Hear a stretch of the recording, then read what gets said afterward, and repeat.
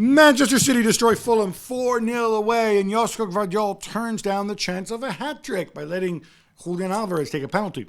Jules, I thought City looked different, super narrow, except for Gvardiol on the left. And if you look at the heat maps, it's even more striking. Yeah, because Foden came inside a lot, Bernardo Silva inside a lot, with Haaland and De Bruyne, they were really the front four, and then you had Kovacic and Rodri behind. I mean, when Gvardiol is in that kind of form, when he can score... And three central defenders, too. There's literally nobody on the right. Then Walker came on then when Ake got injured. But I guess when Gvardiol is in that kind of form and he scores goals that like the best wingers will score, coming inside, finish with his right foot, just incredible, really. Did he really turn down the chance for the hat-trick? Because I thought he wanted to take the pen and they told him no because Alvarez is the penalty taker when Haaland is not on the pitch.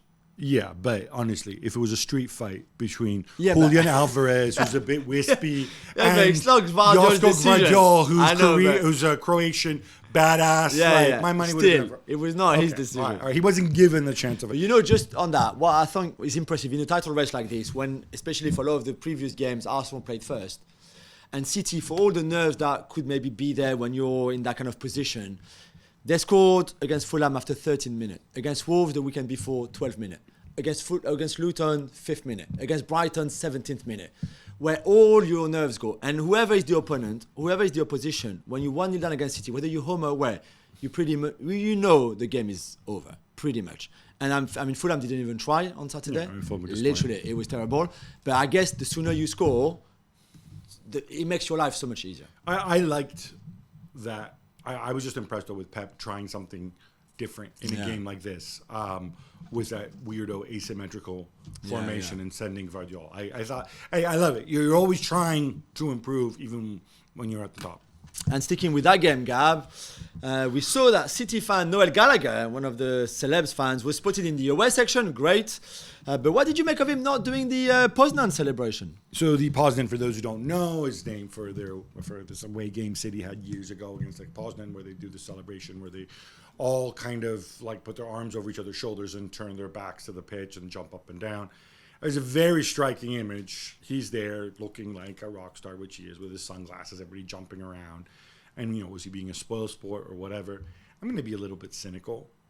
I think that whole thing's felt slightly staged. Really? I wouldn't do it. Why would I miss the game? There's a crowd of people, and including his son, by the way, the only one standing there. Including his son. His son is doing the poison. His son is with him, and he's doing the poison. Whoever that guy was, I mean, everybody's...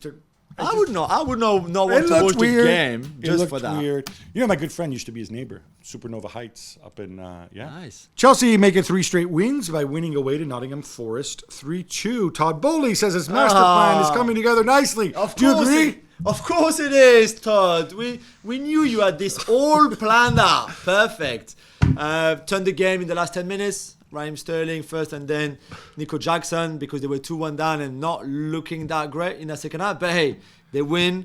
I'm glad for Poch in a way that there's this kind of rest period where they're winning. Even if it's not always great, they're winning. They can find their feet a little bit there.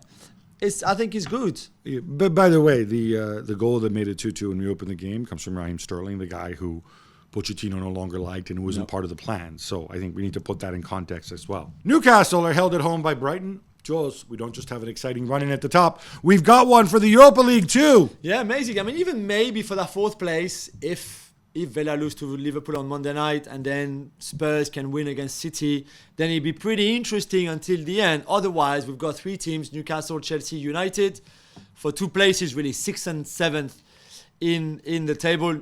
United obviously will have the FA Cup final as well to still qualify for Europe if they win that. Newcastle on 57 points. They have to play away at United on Wednesday night and then away at Brentford on Sunday. Chelsea 57 points, but much, much worse goal difference. They'll have Brighton away and Bournemouth at home on Sunday, and United have 54. Way worse goal difference. We mentioned that. And Newcastle at home and Brighton away. So Newcastle in a strong position, even just with the goal difference. But it will go down to the wire, which is great. Yeah, and that's very much a head-to-head, I think, them against Manchester United. After 4 straight defeats, Tottenham Hotspur beat Burnley 2-1, a result which relegates our boy Vincent Kompany.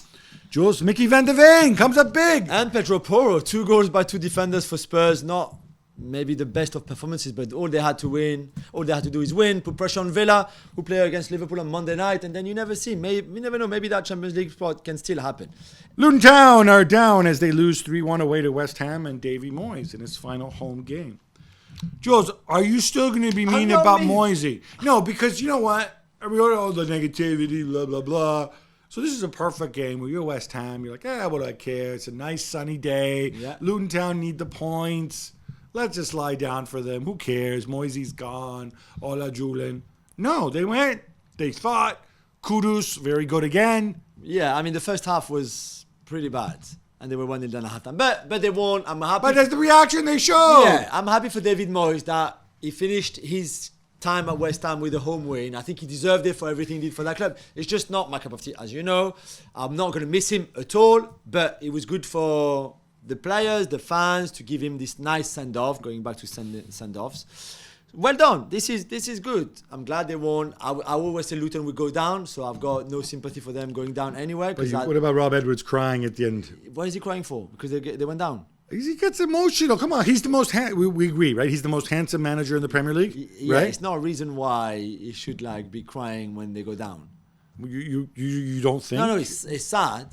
That's the way you've It's got a different generation. The man's a millennial. He shares his emotions. They never deserve to stay up anyway. So I think it's a pretty incredible season that they had. Great, even with all the injuries. But they are where they should be, right? Probably, yeah. Sheffield United lose to Everton away 1-0, Gab, which takes their tally to 101 goals conceded in the Premier League this season, which is a new record. 101. So it's a new Premier League record. Football, as you know, did not begin in 1992. I spent about 10 minutes online trying to see what the actual top flight record is. I couldn't find it because all the Muppets and drones and AIs who program most websites and the SEO, sort of these horrible, dark-hearted pieces of dreck. Right. Okay. They wouldn't help me. I'm assuming this is not the record. I'm assuming there might be more. Somebody might have conceded more back in the days when of Dixie Dean when games finished 7-4. Or even Preston back in the 1880. Yeah, but there were only 12 teams. I know, but they didn't win 6-0 over the game or something? Probably, but they weren't always playing this. But it's only 12 teams. True. So anyway, it's a ton. It's a ton. I think it speaks to the imbalance this season. I don't look. I think Sheffield United put up a fight in a lot of games, right? I mean, we can say they didn't have good players. They have a bad owner. They had bad managers, possibly, but it just doesn't. I don't know. It just doesn't sit right with me that you would concede so many goals in your season. Playing in the back five for most of it as well. So it's not like if you had many defenders there to protect your goal, and yet you could not even do it. Yeah, I don't know. People seem to enjoy this. I really don't. I hope they come back better. So the three relegated teams are the ones that got promoted a year ago. None of them three will reach 30 points in the season, which is bad. Is this because the league is too competitive when you come up from the Championship, or you have to come up and already have, in a way, a Premier League squad to be able to cope with the competitiveness of the Premier League? So if Leeds, Leicester and Southampton come up, I can tell you now, they will have more than 30 points at the end. They might still be relegated, but they will have more than 30 points at the end of next season if they go up. Is this because those three were really bad and not ready for the Premier League? Is it because the gap is too big now between the Championship and the Premier League? I mean, so I think there's different things going on. It's always hard to generalize too much on it, right? So Sheffield United, horrible ownership situation. I mean, the guy, I don't know how this happens. The dude from Sheffield United, the guy who owned the club, was literally the cousin to the dude to the Saudi royal family, right? Yeah. And related party. They're literally blood relations. Yeah. I mean, come on. And then all the chaos that was there. Luton, fantastic story, but there's a reason you have a stadium of 11,000 people. Yeah. You just can't compete. But they were still competitive. Without those injuries, I genuinely don't know. Burnley were the ones who we thought, with the football they play and blah, blah, blah, and we love Vinny. It does seem that these clubs that are going to come back up, especially if it is Southampton or Leeds, who, of course, just came down, who have strong owners, I would agree with you, that they're going to be much, much better equipped, and Leicester too. Ipswich, I don't know about. Yeah.